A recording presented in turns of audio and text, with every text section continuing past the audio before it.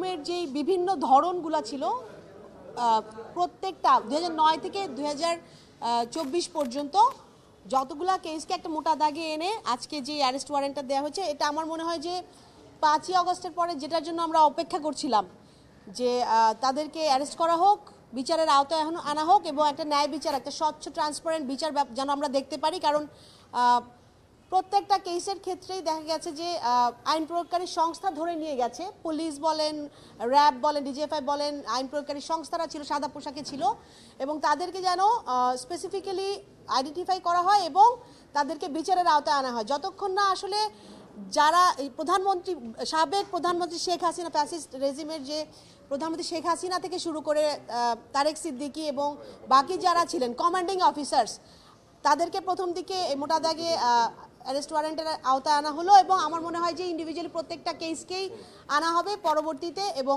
আমরা আসলে আইসিটি ট্রাইব্যুনালকে ধন্যবাদ জানাই এবং এই ব্যবস্থাটাকে ধন্যবাদ জানাই, কারণ এই অপেক্ষার আবেদনটা আমাদের কিন্তু বিগত 1 যুগেরও বেশি, যেটার আজকে প্রথম আমরা যে অ্যারেস্ট ওয়ারেন্টের জন্য আমরা দাঁড়াতে পারলাম, বিচারের দাবিতে এই জায়গায় আসতে পারলাম।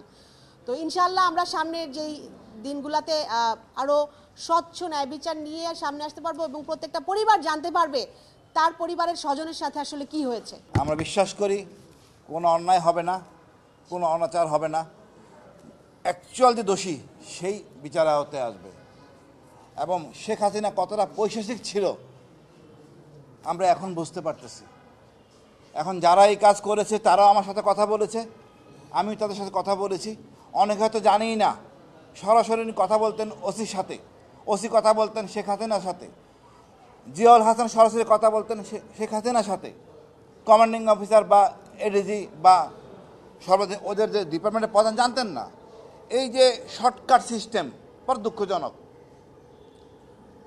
22 সালে যখন বলা হলো আমি গুম হয়েছি পুলিশের কাছে, তার একদিন পরই আন্তর্জাতিক টিম আসলেন, ওখানে উনি বললেন আমি স্বেচ্ছায় গুম হয়েছি। পুরা মেকানিজমটাই ছিল দুর্বৃত্তি ভরা, লজ্জা। একটা সরকার কিভাবে এই কাজ করতে পারে তার বাহিনীকে দিয়ে, আমাদের সেনাবাহিনীকে ধ্বংস করেছে।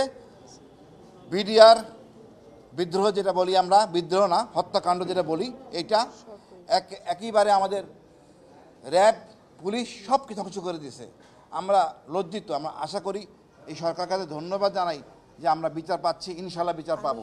মীর মাসুম আলী আরমানের চাচা, থাকি আমেরিকাতে।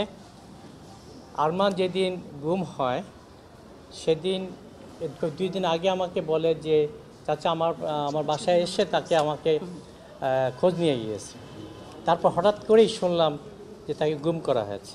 তার নিজের বাচ্চা 6 মাসের এবং 3 বছরের বাচ্চার সামনে, তার বোনের সামনে তাকে নিয়ে যাওয়া হয়েছে এবং প্লেন ক্লথে যেভাবে সে বাসায় ছিল সেভাবে নেওয়া হয়েছে। কোশ্চেনটা হচ্ছে তারপর থেকে আমরা কোনোভাবেই তার কোনো ইনফরমেশন পাচ্ছিলাম না। কিন্তু 8 বছর ধরে, আমি 17 বছর ধরে দেশে আসতে পারিনি, only because of this Arman. এই জন্য ধন্যবাদ প্রসিকিউশনদের, ধন্যবাদ আইসিটির যারা বিচার করছেন, এবং ধন্যবাদ সেই সকল ইয়োধদের যাদের কারণে আমরা এইখানে দাঁড়িয়ে আজকে আমি কথা বলতে পারছি।